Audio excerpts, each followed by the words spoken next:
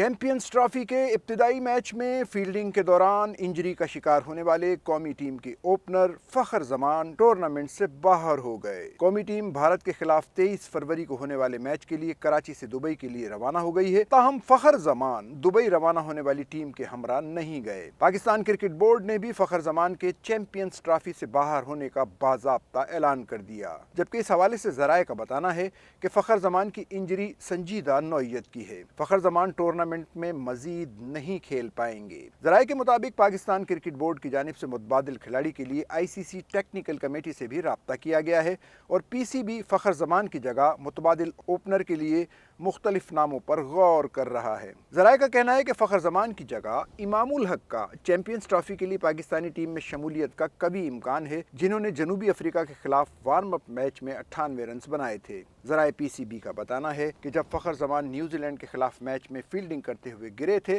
तो उन्होंने उसी वक्त बता दिया था कि वो खड़े होने के काबिल नहीं हैं। ताहम फिजियो ने उन्हें ट्रीटमेंट के बाद उठाया था और फिर टीम मैनेजमेंट ने उन्हें बैटिंग में आजमाने का फैसला किया था। ताहम बैटिंग के दौरान भी वो मुश्किल में नजर आए। चैंपियंस ट्रॉफी के पहले मैच में फखर जमान की इंजरी की वजह से पाकिस्तान की जानिब से ओपनिंग के लिए बाबर आजम के साथ सऊद शकील आए थे, जबकि फखर जमान मिडिल में बैटिंग के लिए आए थे। गुज़िश्ता रोज खेले गए मैच में न्यूजीलैंड ने पाकिस्तान को 60 रन से शिकस्त दी थी।